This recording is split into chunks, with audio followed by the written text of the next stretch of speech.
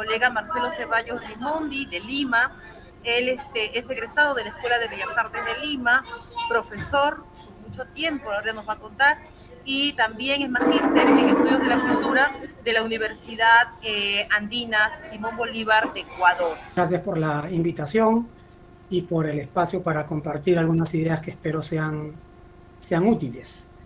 En principio, en las instituciones de arte, de formación artística profesional, esto surge como una imposición, digamos, o una necesidad gubernamental en tanto las instituciones han dado un paso hacia el nivel universitario y la universidad entiende que parte fundamental de su trabajo formativo es el trabajo en la investigación. Entonces, ya de un tiempo a esta parte nos hemos visto todos los profesionales en arte de alguna manera interpelados por esta necesidad, cómo entender nuestra creación artística como investigación.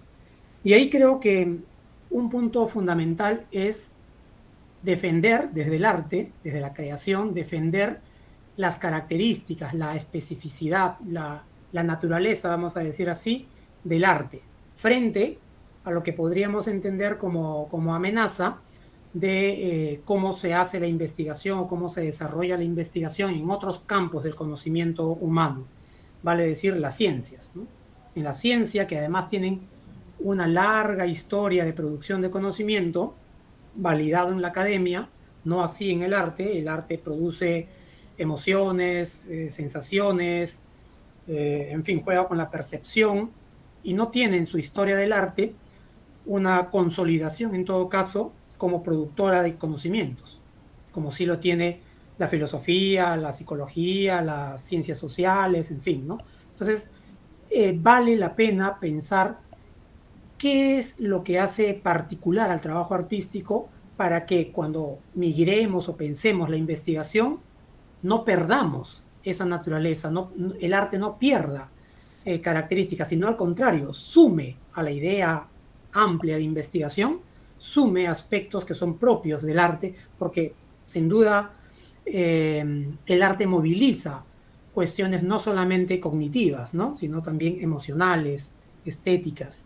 Entonces, mi exposición va a ir por ese lado. Voy a tratar de enmarcar reflexivamente, conceptualmente un poco el trabajo del arte contemporáneo para luego aterrizar estas ideas en una suerte de mapa o esquema donde podríamos entender más o menos, acercarnos un poco a entender cómo es que funciona la investigación, o cómo es que podría funcionar, porque finalmente es una propuesta la que hago aquí, cómo podría funcionar la investigación en arte en función de estos elementos que yo congrego y uno. Bueno, una primera idea con la que quiero abrir esta reflexión es que decía entonces que Kamitzer nos interpela con esta idea de que el arte no solamente sería una forma de expresión, sino una forma de pensar. Entonces, podemos ir dejando esta idea ahí como flotando, de qué manera el arte nos permite pensar, ¿no? En realidad, las emociones, los sentimientos, ese mundo subjetivo de cada uno, de cada individuo, de cada persona, no está al margen, no está separado de la capacidad cognitiva que tiene el ser humano, ¿no? Muchas veces van de la mano. Entonces, sentir algo puede llevarnos posteriormente a pensar algo, ¿no? Entonces, como van de la mano, el arte, por un lado, puede emocionar, pero al mismo tiempo esas emociones podrían llevarnos a reflexionar algo, algo específico que el artista intenta activar, digamos, ¿no? Aquí abajo coloco otra cita más del profesor Henrich. Él trata de recordarnos en todo caso de que el arte o las manifestaciones artísticas lo que han hecho o lo que buscan hacer de alguna manera es ampliar ese campo propio del lenguaje de cada individuo o de cada sociedad, ¿no? El lenguaje es el que digamos que se magnifica con las expresiones artísticas, ¿no? Como que el arte nos estaría llevando a un lenguaje más amplio, más grande, si se quiere, ¿no? Algo, y él lo identifica así, algo que las ciencias, la matemática lo hace, como lo hace también la música, como lo hace también la danza. Entonces, él intenta advertir en todo caso que no hay, en ese sentido al menos, gran diferencia entre las ciencias y el arte. Ambos buscan, probablemente de maneras distintas, amplificar ese campo lingüístico. El campo del lenguaje es el que se amplía, el que crece, ¿no? Una pregunta crucial aquí para seguir avanzando con la reflexión es que si es que realmente el arte es un lenguaje, ¿no? Si el arte lo podemos entender como lenguaje. ¿Esto por qué? Porque también es muy frecuente entre nosotros, entre los artistas plásticos, los artistas visuales, referirnos al lenguaje artístico, ¿no? Los docentes en arte también, ¿no? Los profesionales en educación artística también se refieren con frecuencia a los lenguajes del arte. Los historiadores del arte también. Entonces es una manera de referirnos a ello que está muy presente. Intento poner en cuestión también esa idea aquí. Si el arte es un lenguaje, entonces tenemos el lenguaje pictórico, el lenguaje del dibujo o el lenguaje del tejido, en fin, ¿no? Tendríamos una serie de lenguajes que están ahí a disposición del estudiante o están ahí a disposición del docente, del artista en general, para desarrollar su proyecto artístico. ¿Qué tanto es cierto esto, ¿no? ¿Qué tanto es verdad de que los lenguajes artísticos están ahí a nuestra disposición para tomarlos y aplicarlos? Así funciona el lenguaje. Aquí coloco 4 paralelos que los he sacado del libro de geometría variables del lenguaje de Montalbetti, donde él reflexiona justamente algo que bueno, desde mi perspectiva también es crucial, justamente esta idea de conexión entre el lenguaje y la realidad. ¿Cuáles son los vínculos entre el lenguaje y la realidad? Vale aclarar que Montalbetti es lingüista y al mismo tiempo es creador, porque es poeta. Creo yo que justamente esa vinculación entre su profesión, digamos, inicial de base, que es la lingüística, y luego su trabajo creativo y artístico como poeta, quizás hace que su manera de exponer, de explicar cómo funciona el lenguaje esté tan cerca, desde mi punto de vista, a entender los procesos de creación artística. Por eso es que me apoyo en él ahora, Montalbetti. Entonces, esa relación, ese vínculo entre lenguaje y realidad es uno de los temas que analiza Montalbetti y dice, normalmente incluso hasta los profesionales en la lingüística caen en la mirada simplista de considerar que el vínculo entre lenguaje y realidad se circunscribe a este ejercicio de nombrar, ponerle nombre, y la cosa a la que refiere. Esa cosa está en la realidad, ¿no es cierto? El clásico ejemplo de la lingüística es el árbol, ¿no? La palabra árbol sería la manera en que nombras y el árbol en la realidad sería el objeto, la cosa. Ese vínculo pocas veces se cuestiona, dice Montalbetti. Casi se asume como natural. Claro, sabemos de que es un vínculo artificial, que es un vínculo no natural, porque en la palabra árbol, en la palabra perro, no hay nada que refiera de manera natural y directa al animal perro o al árbol, ¿no es cierto? Es arbitraria esa conexión. Pero entenderlo así nos podemos apoyar, por ejemplo, en una función ya clásica en el estudio del lenguaje, que es la función referencial. La función referencial es que justamente una palabra o un signo, para ir ampliando la mirada y no solamente pensar en palabras, un signo visual también puede ser, un signo refiere, tiene una conexión referencial con algo de la realidad, con una cosa en la realidad, ¿sí?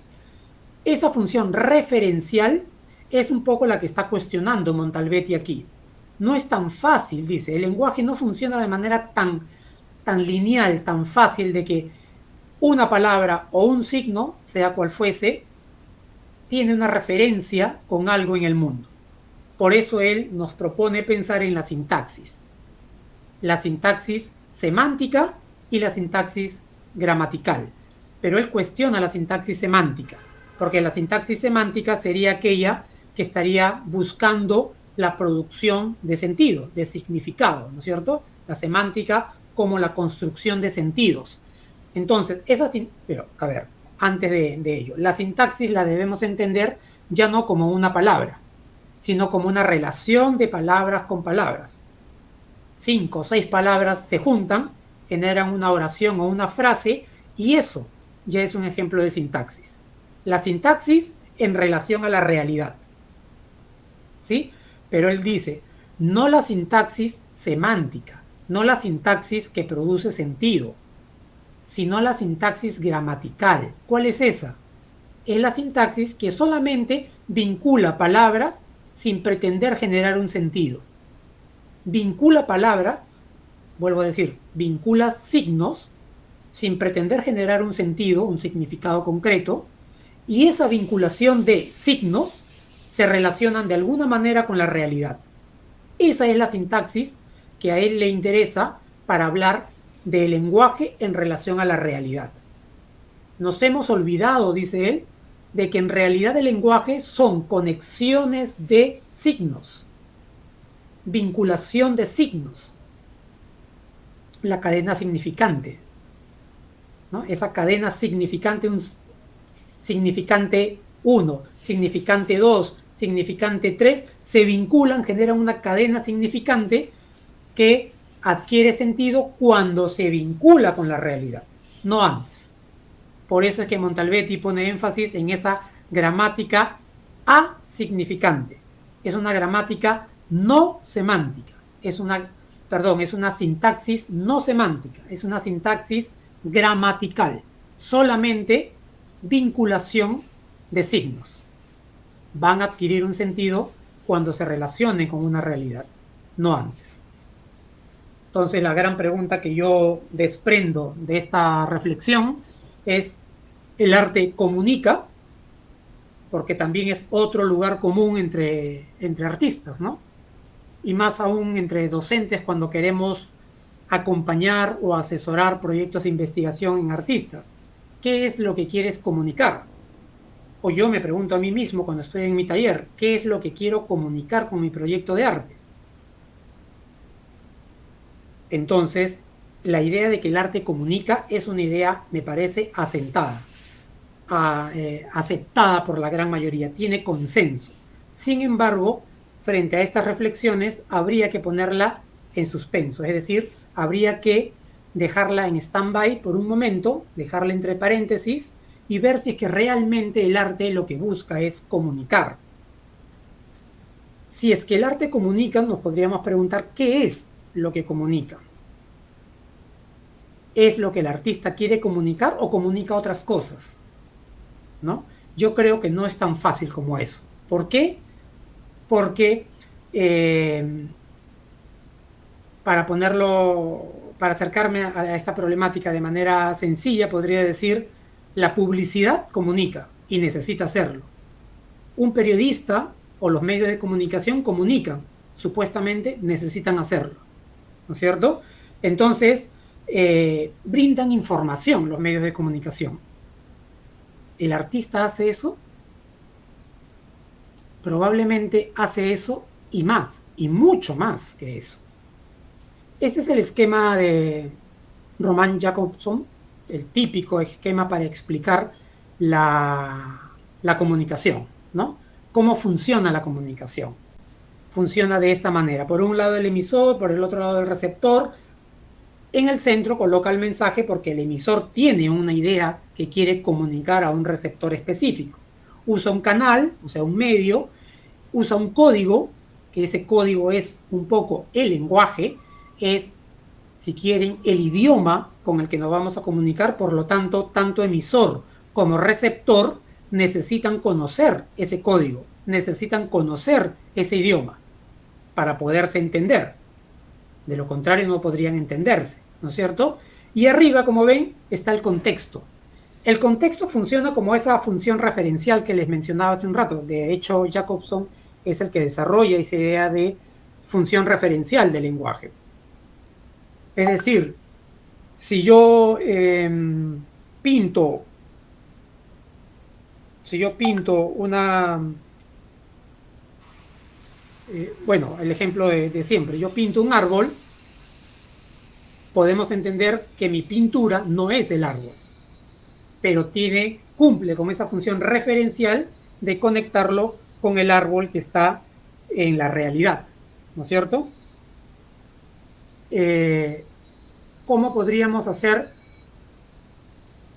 o cómo podríamos entender el arte circunscrito exclusivamente a esa función referencial o a esa función comunicacional, que es la que Jacobson explica, expone y que todavía es válida? Se ha hecho varias modificaciones, más que modificaciones, se ha complementado este esquema básico de Jacobson. Sin embargo, para el arte sigue quedando limitado.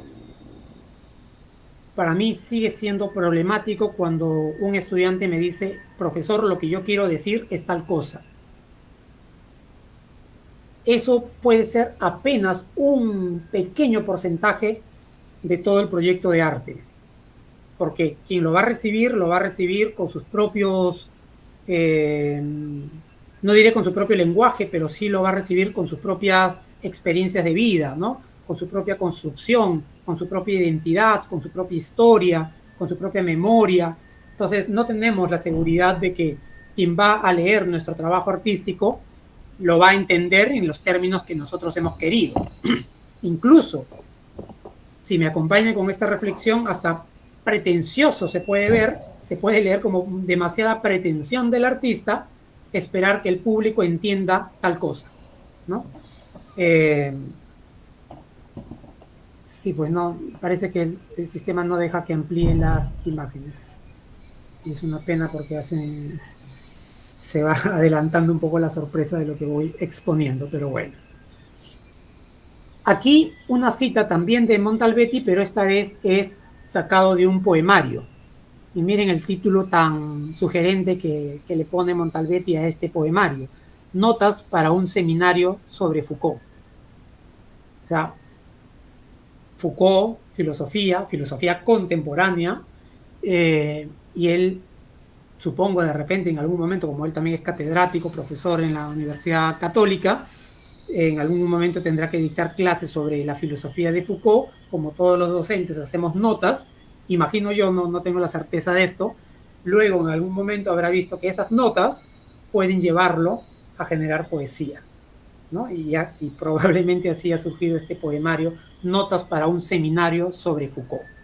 Y bueno, he extraído solamente este fragmento de su poemario para afianzar esta idea justamente de poner en cuestión la idea comunicacional del arte. Dice él: en una época en que todos generan contenidos, lo primero que no hay que generar son contenidos. El poema debe, en cambio, hacerle algo al lenguaje, afectarlo, para que deje de generar contenidos. Aquí, poema, podemos entenderlo como obra de arte, proyecto de arte. ¿Sí? Nuestro proyecto de arte está de alguna manera representado con la palabra poema. Nuestro trabajo artístico no debe, en cambio, hacerle algo al lenguaje, afectar ese lenguaje para que deje de generar contenidos. Esto puede ser un poco extraño, ¿no? Porque, digamos, la idea asentada es que más bien mi trabajo artístico lo que tiene que hacer es generar contenidos. ¿Por qué? Porque yo tengo un mensaje que comunicar al mundo. Yo, artista, tengo un mensaje que comunicar y mi trabajo artístico me va a permitir comunicar ese mensaje. Probablemente esa lógica es una falacia de la que deberíamos escapar, tal vez sutilmente o agresivamente, en pos de ese ejercicio poético, de ese ejercicio, incluso diría yo, a la luz de Rancière, que también lo voy a citar aquí, político, o sea, desde una perspectiva política. Sin duda lo que estoy diciendo aquí, lo que estoy compartiendo aquí, está enmarcada en la lógica del arte contemporáneo, por si acaso. Una siguiente pregunta importante desde mi punto de vista es si el arte hace lenguaje. Claro, esta pregunta surge en la lógica de que si el arte no va a buscar de manera principal la comunicación, no va a buscar comunicar,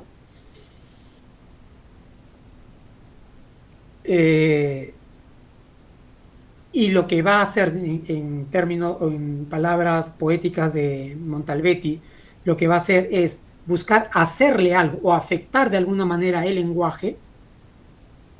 Entonces, ¿cómo entender esta idea de que el arte es lenguaje?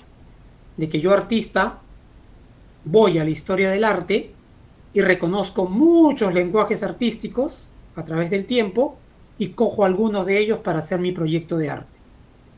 O sea, decir que los lenguajes artísticos están ahí para ser tomados, ¿no? Y utilizados. ¿De qué manera podemos entender esto en el marco que les estoy compartiendo? En la idea de que el arte lo que buscaría es afectar al lenguaje y no comunicar, por lo menos no de manera explícita o de manera central. O sea, la comunicación no sería una búsqueda central en el trabajo creativo, artístico. Entonces, en ese marco, ya más o menos complejo, propongo esta pregunta. Entonces, ¿el arte hace lenguaje? Si el arte no es lenguaje propiamente dicho, como lo entenderíamos, como podríamos entender la historia del arte como una gran caja de lenguajes artísticos. Si el arte no es lenguaje, la pregunta es si el arte hace lenguaje.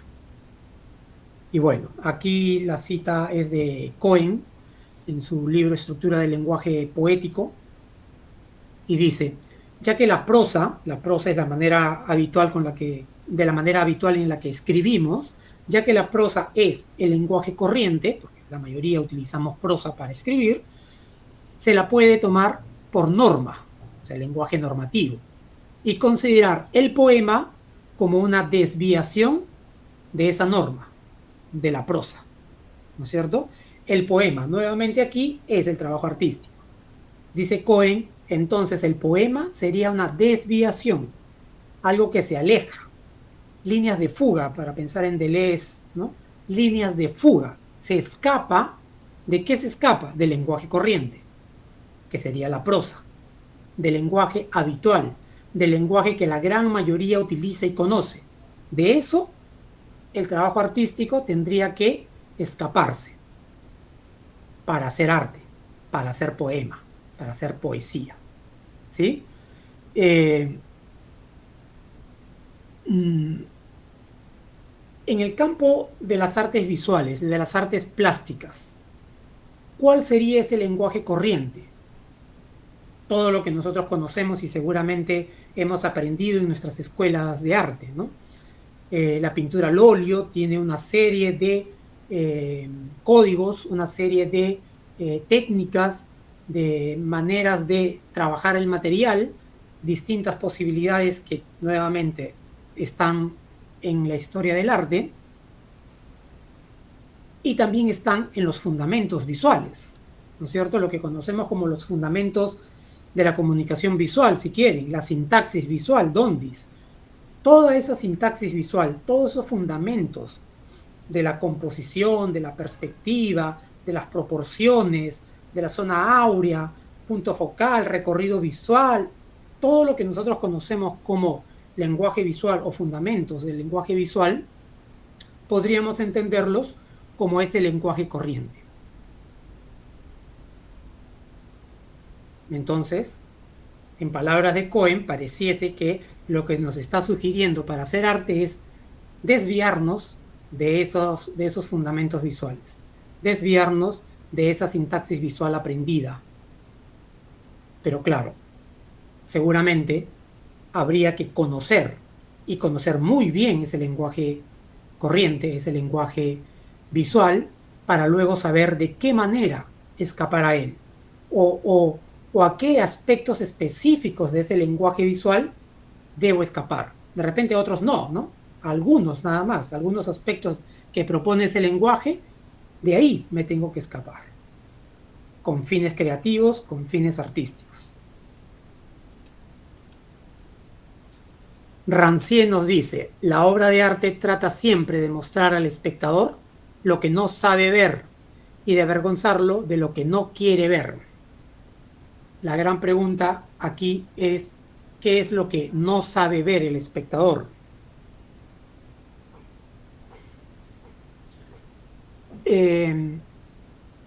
Digamos, probablemente el espectador también está entrenado en el lenguaje visual, ¿no? Sabemos esto, la cultura visual ha evolucionado enormemente, tenemos publicidad, cine, televisión, animes, imagen por todos lados. Por lo tanto, estamos todos entrenados en el lenguaje visual. Por lo tanto, ese lenguaje visual, con su canon, con sus códigos, con sus principios comunicacionales, con sus principios compositivos, cromáticos, y en fin, todo lo que norma ese lenguaje visual, de alguna manera está compartido en la sociedad. Y por lo tanto,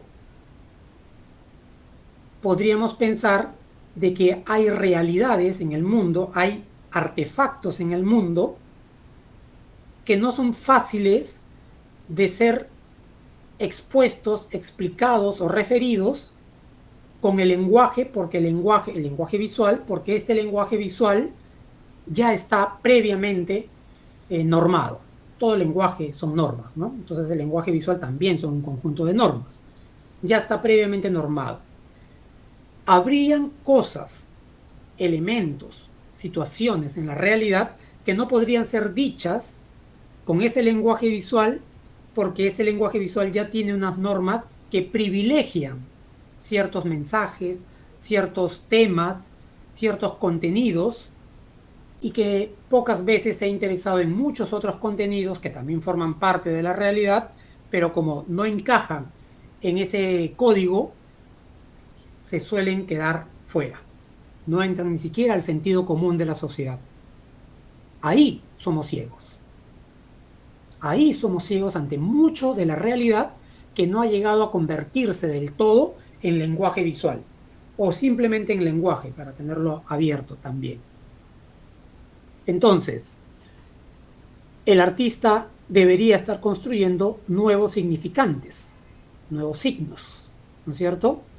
Nuevos ejercicios gramaticales, no semánticos. Vuelvo a Montalbetti, no semánticos, sino gramaticales.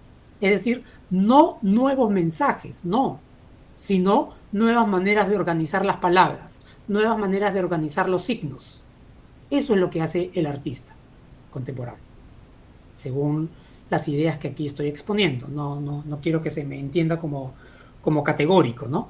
En el marco de lo que estoy exponiendo, esto sería lo que hace el artista. Nuevos ejercicios gramaticales. ¿Para qué?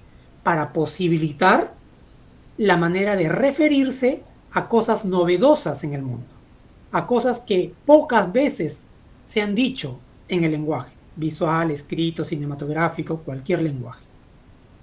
Si vamos a respetar al máximo los fundamentos visuales, se nos va a hacer muy complejo advertir novedades del mundo. En la medida que irrespetemos un poco los fundamentos visuales, podríamos llegar a cosas novedosas en el mundo que pocas personas han visto. Por eso la cita de Rancière. La obra de arte, o vale decir, el artista trata siempre de mostrarle al espectador lo que no sabe ver. No sabe ver porque la imagen se construye con la idea de comunicación, nada más. O de avergonzarlo frente a lo que no quiere ver. No quiere ver violencia, no quiere ver sexo, no quiere ver, en fin, hay infinidad de situaciones que forman parte de la vida, pero que preferimos callar, no ver, ¿no es cierto?, para no alterar nuestras subjetividades, ideas, ideologías, en fin. Entonces, vamos reconociendo un poco este ejercicio gramatical del trabajo artístico. Gramatical, por lo tanto, del lenguaje. Finalmente, lo que voy a sostener es que el trabajo artístico es un trabajo lingüístico, un trabajo representacional hasta cierto punto, un trabajo comunicacional hasta cierto punto, pero fundamentalmente un trabajo lingüístico. El arte contemporáneo plantea una agenda lingüística. ¿Qué quiere decir esto? Probablemente las manifestaciones artísticas, y además podría servir esto también como una manera de acceder al arte, ¿qué agenda lingüística, es decir, para ponerlo más sencillo, qué agenda en el lenguaje nos propone cada nuevo proyecto de arte? Cuando digo agenda en el lenguaje es qué modificación en el lenguaje nos está proponiendo este proyecto de arte. ¿De qué manera se está escapando al lenguaje habitual? ¿Qué novedad lingüística nos está trayendo este proyecto? Y en la medida de que hay una novedad lingüística, ¿qué nos permite ver que antes no podíamos ver? Como tener unos lentes, ¿no? Los fundamentos visuales son unos lentes que organizan el mundo. Pero si empezamos a modificar esos lentes, a mover, a hacer foco, a distorsionar, vamos a advertir otras cosas allá en esa realidad distintas a las que el lenguaje habitual nos permitía ver. Y este esquema lo que intenta hacer es recoger un poco aquellos elementos que desde mi perspectiva y también un poco desde las ideas que he ido compartiendo están presentes en el proceso de creación-investigación o en el proceso de investigación-creación, ¿sí? Tenemos en principio este rombo gris en el fondo que lo debemos entender como la zona problemática. En una investigación lo entendemos como el problema de investigación. El problema de investigación, sabemos, está acotado por tiempo, por espacio. Las preguntas de cuándo ocurre, dónde ocurre el problema son habituales para acotar ese problema de investigación. Ese problema de investigación generalmente ocurre en la realidad, ¿no? El racismo, la violencia de género, no sé, el abuso de autoridad de los padres de familia, en fin, pueden haber muchos problemas en la sociedad y el artista intenta dar cuenta de ese problema. Para esto, el artista puede no, de hecho, recurre a ciertos materiales. Cuando digo recurre a ciertos materiales, no necesariamente está pensando el artista en que esos materiales tengan coherencia con el tema que le interesó, con el problema que le interesó. No. Eso puede pensarlo un sociólogo. El artista vive enamorado de ciertos materiales, de ciertas estéticas, de ciertas texturas, de ciertos colores. ¿Ok? Entonces, simplemente aquellos materiales que ya al artista lo cautivan, probablemente sea pues su repertorio, ¿no? Material. Aquellos materiales que ya seguramente están en su taller, también puede ser en un primer momento. Por el otro lado, al otro extremo, tengo los datos. Los datos pueden ser recogidos por el mismo artista, el mismo investigador, o pueden ser tomados de otras investigaciones, ¿no? Que son encuestas, esos son datos cuantitativos, ¿no? Numéricos. Pueden ser datos etnográficos, datos también históricos que recoge de ese problema. Si es de violencia de género, no sé, 9 de cada 10 mujeres advierten que han sufrido en algún momento de su vida algún tipo de violencia, sea verbal, psicológica, física. Ese es un dato numérico, digamos, ¿no? No es teórico, es numérico, funciona como dato. Entonces, por un lado tenemos los materiales y por el otro lado tenemos los datos que el artista recoge, tanto materiales como datos, y los lleva al laboratorio. Aquí el laboratorio es el taller, los lleva al taller. Esos materiales terminan en el taller. Aquí el taller lo vamos a entender como laboratorio y por lo tanto como el espacio en el que se va a operar sobre el lenguaje. Creo yo que ahí hay una novedad, probablemente. Ya luego me dirán si es así o no. Es decir, el trabajo en el taller es un trabajo sobre el lenguaje. Por eso decía yo que el trabajo del artista es un trabajo lingüístico. No solamente va a operar sobre el problema social que haya identificado y que lo mueve y que lo interpela, sino que 5 minutos nada más, que no solamente lo interpela, sino que ese problema en la sociedad también tiene una organización lingüística, una gramática. Esa gramática tiene que ser observada por el artista. Bueno, entonces tenemos materiales, tenemos datos. Vean ustedes, en la parte inferior tengo el ámbito enunciativo, que es el lugar de enunciación. Esto las investigaciones científicas no advierten, siempre queda oculto el ámbito enunciativo. El artista no, el artista más bien está enunciando. Yo soy de Lima y desde aquí hablo. Yo soy víctima de tal violencia y desde esa violencia hablo. Yo soy hombre y desde mi condición de macho estoy enunciando. ¿Ok? Es importante que el artista identifique y dé cuenta en su trabajo de investigación de ese lugar enunciativo. Al otro extremo, arriba, he puesto el ámbito teórico, que vendría a ser el marco teórico de la investigación. Ahí ya no es mi voz, es la voz de los autores, desde la filosofía, antropología, psicología, sociología, y de donde uno quiera sacar información teórica, conceptos teóricos. ¿Ok? También son llevados al laboratorio. La teoría es llevada al laboratorio, no como la idea común de asumir que la teoría sirve para fundamentar mi trabajo artístico, para explicar mi trabajo artístico. Esa es otra falacia, de la que yo les invito a salir o por lo menos a cuestionar. El ámbito teórico sirve para abonar, es decir, nutrir lo que se va a desarrollar en el laboratorio. No para justificar lo que se va a desarrollar en el laboratorio. No, sirve para tomar decisiones creativas. ¿Sí? Y el ámbito enunciativo, por supuesto. O sea, si yo tengo mi propia experiencia de vida, tiene que estar presente en el taller como una variable más al momento de tomar decisiones. Entonces no lo voy a hacer horizontal, lo voy a hacer vertical. Y le voy a poner una iluminación de este lado. ¿Por qué? No sé, pues la horizontal en contraste de la vertical, la horizontal de la luz, en contraste de mi objeto vertical, empieza a generar un diálogo.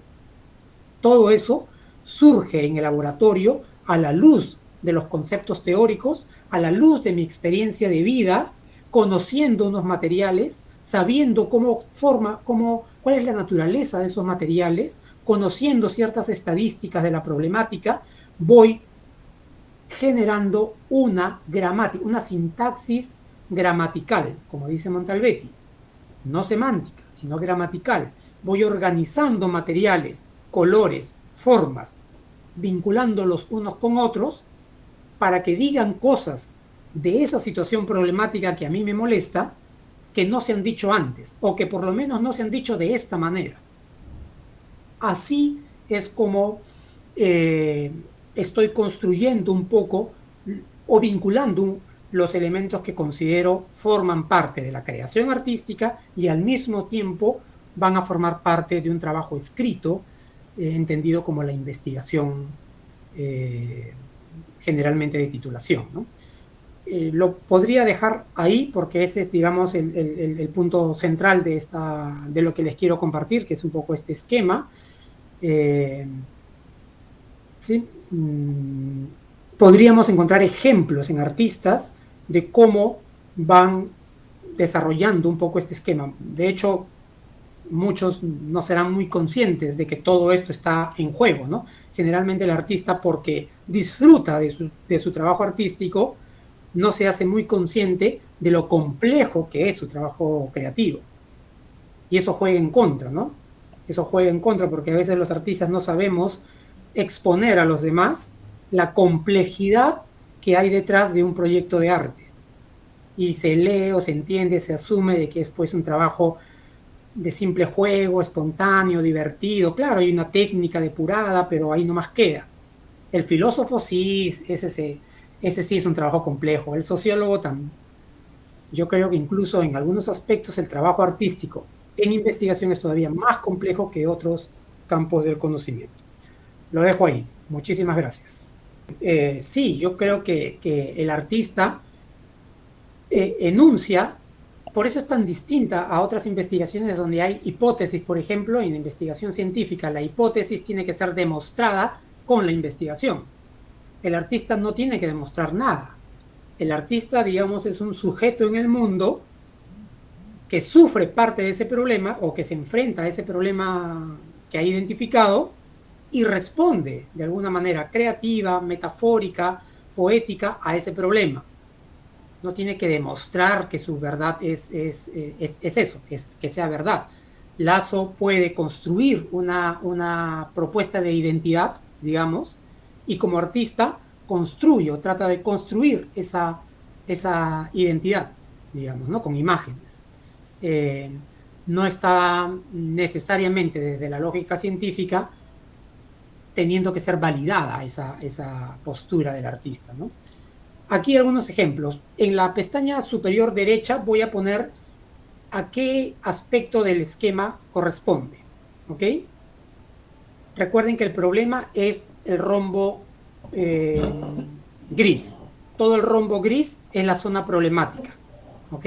Entonces, como problema, yo, en lo personal, Marcelo Ceballos, identifica, esto es un solo ejemplito, cuando Alan García se refiere a las comunidades amazónicas como ciudadanos de segunda clase. Lo recordarán todos, ¿no? Y dicen, no, no sé qué tantos números de indígenas no nos pueden decir a tantos otros peruanos, no pasen por aquí. No, son ciudadanos de segunda clase, ¿no es cierto? Entonces, yo advierto un problema de racismo aquí. Otro caso emblemático para mí es lo que la policía denominó en su momento los malditos del Arcomar. Aquí en Lima capturaron a una banda, disque banda delincuencial, en bicicleta, que estaban alrededor del Arcomar en Miraflores. Días después se demuestra que eran ciudadanos, ninguno tenía antecedentes delincuenciales y que iban en bicicleta a un evento de ciclismo en Miraflores.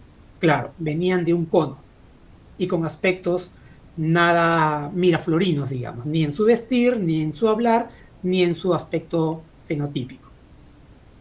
Los prejuicios llevaron a la policía a confundirlos con delincuentes. Nuevamente, yo, Marcelo Ceballos, advierte racismo acá. Digo yo, Marcelo Ceballos, para que no se me asuma esto como una verdad científica. No es una verdad científica, es mi percepción. Aquí está el mismo joven dando declaraciones a la prensa diciendo que él no es ningún delincuente. Ámbito enunciativo, recuerden el ámbito enunciativo, mi lugar de enunciación. Yo hago aquí un ejercicio para reconocer parte de mi historia, parte de mi referencias visuales desde la infancia, viendo a mi madre tejer, viendo los mapas que tanto me interesan, el paisaje de Ventanilla, que es de donde me he formado, digamos, toda mi infancia. Entonces ahí voy rastreando qué imágenes, qué historias, qué relatos me han constituido como sujeto, desde niño hasta la actualidad. Y ahí voy construyendo mi ámbito enunciativo. A través de mí, ¿quién habla? Habla un hombre sensibilizado por los hilos, por las telas, porque mi madre tejía siempre, cosía, hacía ropa, sensibilizado por la cartografía, el mapa, en fin. Materiales. Tenemos aquí una fotografía de Martín Chambi. La obra de Martín Chambi visualmente me cautiva, me llama la atención y me permite seguir pensando esa idea de racismo que estructura la vida social en el Perú. Por el otro lado, este dibujito que aparece en el cuento de César Vallejo, de Paco Yunque, que supuestamente lo dibuja Humberto Grieve, ¿no? El niño, digamos, pituco de la historia, donde un niño mayor le jala la oreja a un niño menor y este a su vez al otro y al otro y al otro y al otro, y esto parece una metáfora muy sencilla, pero también muy contundente de cómo se organiza racialmente nuestra sociedad. Es mi interpretación y lo recojo de esa manera. Nuevamente una fotografía de Martín Chambi, donde vemos probablemente a una familia de indígenas en Cusco, vean ustedes, descalzos, están en un ámbito judicial, por lo tanto mestizo, urbano. Vean al fondo el funcionario público, ¿no? El cuerpo inclinado, la cabeza apoyada en la mano, mientras que los indígenas no están aparentemente en una situación cómoda. El piso tiene esta alfombra, vean las paredes de atrás, tiene papel tapiz, vean ese reloj de columna que tiene, o sea, están en un ambiente que no le es natural a esta familia o a este grupo de personas. A mí me interpela mucho esta fotografía. Es parte de los materiales que yo llevo a mi taller y que reflexiono viendo esta fotografía. ¿Se dan cuenta? Es mi material. No es mi obra, obviamente, es mi material. Yo dialogo con el material. Vean los pies descalzos sobre esa alfombra, que es un punto de entre tantos que a mí en lo particular me llama la atención. Los mapas, como les decía, también me cautivan. Los mapas coloniales de Lima me llaman muchísimo la atención. Se parecen mucho a los moldes que venían en una revista que usaba mi mamá para confeccionar ropa. Venían unos desplegables inmensos que eran como mapas porque tenían muchísimas líneas encima, y mi madre encontraba ahí el dibujo del molde para hacerme una camisa, hacerme un pantalón. Yo encuentro un vínculo entre los mapas que ahora me interesan con esos mapas que interpretaba mi madre para sacar los moldes y poder confeccionar la ropa. Lo veo, sigo viéndolo como materiales. El papel tapiz, la tela yacar, estos tejidos, los llevo a mi taller. Me parecen visualmente interesantes, me gustan, pero además al dialogar con ellos empiezo a encontrar discursos en ellos, ¿no? Aquí hay un patrón, hay un orden que no es andino, un orden que es más bien occidental. En los materiales, la cerámica prehispánica también la llevo como imagen, como réplicas a mi taller, dialogo con ellas. Los materiales no son inertes, me vienen cargados de sentido, ¿no es cierto? Hay toda una sabiduría ancestral en estas cerámicas que a mí en lo particular también me cautivan, también me interesan, y lo llevo a mi taller, al laboratorio, ¿no? Datos. Hay datos numéricos que dan cuenta de la discriminación tan amplia que articula nuestras relaciones sociales y culturales. Esos datos también los voy coleccionando, también los llevo al taller, están presentes esos datos, yo voy dialogando con esos datos en el taller, ¿no? ¿Qué tan discriminada diría que es el país? Usted, como persona, ¿qué tan discriminada se ha sentido en este país, ¿no? Después dicen en qué lugar se ha sentido discriminado y en fin. Hay una serie de datos estadísticos sobre esos mecanismos de discriminación y muchos de ellos en torno a la estructura racista, ¿no? Todos esos datos los llevo al laboratorio, al taller. Aquí entro al laboratorio. Entonces empiezo a generar esa sintaxis gramatical, no semántica. En un segundo momento se convierte en semántica, ¿no? Pero en un primer momento es gramatical. Si quieren, juego puro, lúdico. Empiezo a juntar elementos, una tela con estos muñequitos, que son unos muñequitos, recordarán ustedes, hay unos muñequitos muy pequeñitos de 3 centímetros a 4, que a veces se les vende a los turistas como prendedores, ¿no? Esos muñequitos que tienen mucho color, yo los he bañado en un color tierra, los he pintado, digamos, como un color tierra, y los empiezo a poner sobre estas telas, les tomo fotos, los pongo en este marco de ascendencia occidental y voy jugando. Esto es gramática pura, digamos, o sintaxis gramatical pura. Aquí también un poco de la referencia de los mapas, la tela vuelve a aparecer, esa tela yacar vuelve a aparecer. Aquí quizás se ve un poco más, también me interesan los símbolos que aluden a la construcción de la nación. ¿Se dan cuenta? Hay un juego de ordenar signos, juntar signos con otros signos para ver qué sale. No es que yo tenga previamente un mensaje cerrado y concreto y decir, esto es lo que quiero decir y no voy a decir nada más que esto. No. El mensaje, algo así como que se respira, ¿no? Está ahí, pero no condensado, no cerrado. En este juego va apareciendo, en este juego sintáctico va apareciendo. Sigo en el laboratorio, el Cuchimilco, cerámica prehispánica, la vinculo con estas telas que tanto me gustan. Lo tapo como si el Cuchimilco estuviese durmiendo arropado en esta tela de estructura occidental para mí. O por el otro lado tengo al Cuchimilco pisando esa tela como una suerte de alfombra. Alfombra, ¿recordarán? Efectivamente, los pies descalzos de esta familia indígena en Cusco, en un ámbito del Estado, que es un ámbito judicial del Estado, alfombrado. Y tengo los piececitos de este Cuchimilco sobre esta tela, sobre un papel tapiz, entendido como bello, precioso, ¿no?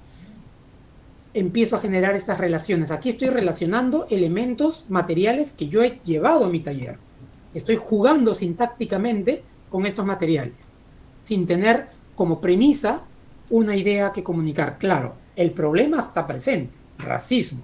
El gran problema está presente, pero no es como un mensaje concreto y específico que quiero comunicar. En el laboratorio, cojo una cerámica, esta es una réplica, y la empiezo a forrar con un papel tapiz, con un papel entendido como bello. En el imaginario de la gran mayoría de la sociedad se entiende el papel tapiz como un papel hermoso, bello, precioso, ¿no? Y así queda esta cerámica cubierta por este papel. Yo, metafóricamente, diría, aquí, esa cerámica prehispánica en la lógica occidental sorprende porque es de un mundo de atrás en el tiempo, de una cultura supuestamente inexistente en la actualidad, tiene un valor histórico, pero yo lo podría poner ya dentro de mi juego sintáctico, ponerlo en una lógica simplista y decir, lo feo se hizo bello, lo indígena ancestral se embelleció gracias al papel tapiz. Esto yo lo puedo considerar ya una obra terminada. Ya no es una sintaxis lúdica jugando, ¿no? Yo creo que esto ya constituye un dispositivo para activar ciertas lecturas en un público. Es resultado del laboratorio. Igual esa cerámica, también forrada con un papel tapiz que tiene tonalidades doradas. El mismo juego civilizatorio. Esa ya es mi crítica. Aquí yo ya podría decir qué tipo de mensajes creo se pueden leer en este tipo de obras. Aquí la cultura ancestral, local, latinoamericana, peruana, no occidental, está siendo civilizada con unos códigos de belleza occidentales. Pero esa es mi manera con la que me gusta entender una obra como esta, pero no puedo pretender de que todos piensen de esa misma manera. Y no me he puesto el mensaje previamente para pensar de que este trabajo se queda en un nivel comunicacional. Yo creo que no, aspiro a que no. Igual, este trabajo también, si se dan cuenta, creo que es el mismo papel tapiz de aquí, solamente que la fotografía tiene una iluminación distinta. Esto ya funciona como un cuadro, digamos, porque es plano, y se lee ahí la palabra statu quo, ¿no? El statu quo, o sea, es decir, el sistema la manera en que está ordenado el sistema se tiene que mantener. Y yo estoy asociando el sistema a la belleza estética del papel tapiz, por ejemplo. El papel tapiz para mí es toda esa lógica aplaudida, venerada, aceptada del mundo occidental. Y sobre ese papel tapiz, o en todo caso ese papel tapiz civilizatorio, serviría para mantener la estructura social tal cual, el statu quo, no alterar el statu quo. Baguazo, ¿se acuerdan del baguazo? Igual, técnicamente lo mismo, es papel tapiz, pero recuerda una situación problemática de choque epistémico entre lo que entiende el Estado como desarrollo y lo que entienden las comunidades indígenas como desarrollo, y no quieren ser parte de un desarrollo que genera muerte en sus territorios y que le quitan sus territorios. Un mapa de Lima colonial en el que he dejado la silueta del Cuchimilco, pero esas manchas oscuras que ustedes ven ahí es la escritura de la palabra silencio, compulsivamente escribiendo la palabra silencio, silencio, silencio, silencio, silencio, silencio, silencio como mantra para develar la manera en que ha sido silenciada tantos saberes locales, ancestrales, no occidentales. Esa claridad con la que yo podría estar diciendo el sentido de este trabajo sale después, no sale previamente al trabajo, ¿me entienden? O sea, no es que funcione como comunicación. Tiene que haber trabajo lúdico, tiene que haber trabajo de laboratorio. Esa sintaxis gramatical tiene que desarrollarse y en esa sintaxis gramatical surgen los posibles sentidos. No es previo, no es comunicación solamente. Hay comunicación, pero no únicamente. Con esto termino. La cerámica Nazca, que alude a estos peces que tanto representaron los nazcas, me interesa la silueta de ese dibujo porque estoy hablando de ese vacío.